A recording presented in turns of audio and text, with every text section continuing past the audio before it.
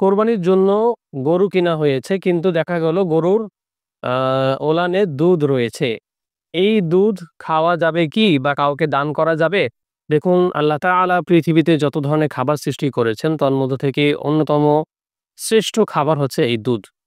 এই দুধ মানুষের খাবারের চাহিদা যেমন পূরণ করে পাশাপাশি পানির চাহিদাও পূরণ করে। একটা বাচ্চা যখন ৬ মাস পর্যন্ত মায়ের বুকে দুধ ছাড়া কোনো কিছুই খায় না পৃথিবীর খাবার, ঠিক তখন কিন্তু শুধুমাত্র এই দুধ খেয়েই বেঁচে থাকে।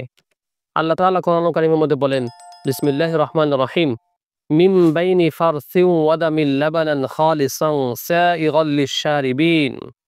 আল্লাহ তাআলা এই গরুর রক্ত এবং গোবর এই ২ টা নাপাকির মাঝখান দিয়ে আল্লাহ তাআলা পিওর দুধের ব্যবস্থা করেছেন মানুষের জন্য।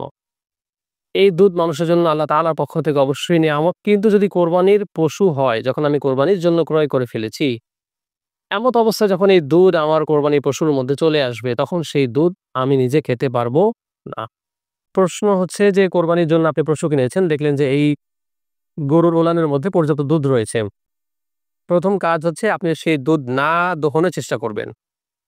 গরুর দুধ না দহনের জন্য যখন আপনি চেষ্টা করবেন তখন গরুর ওলানে প্রচুর পরিমাণে দুধ থাকার কারণে ওর কিন্তু প্রচুর কষ্ট হবে। এইজন্য আপনি যেটা করবেন সেটা হচ্ছে গরুর ওলানের মধ্যে ঠান্ডা পানি ছিটাবেন। এতে করে কিন্তু তার কষ্ট কিছুটা কমবে এবং তার সেখানে দুধ তৈরি হওয়াটাও অনেক সময় বন্ধ হয়ে যায়। এরপরেও যদি দেখেন যে না বন্ধ হচ্ছে না বা প্রচুর দুধ সেখানে জমা হয়ে আছে, তো সেক্ষেত্রে সেই দুধ দহন করে ফেলবেন এবং পুরোটুকু দুধ কাউকে সদকা করে দিবেন।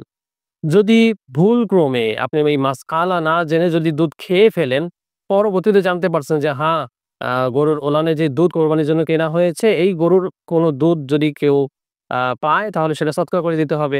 কিন্তু আপনি তো খেয়ে ফেলেছেন ভুলবশত বা আপনার ফ্যামিলি মেম্বার্স কেউ খেয়ে ফেলেছে, তাহলে যেই পরিমাণ দুধ খেয়েছে, সেই পরিমাণ টাকা আপনি দান করে দিবেন, সদকা করে দিবেন।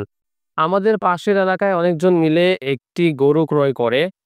কিন্তু কোরবানির ২ দিন আগে তাদের ৫ জনের মধ্যে একজন শরিক মারা যায়।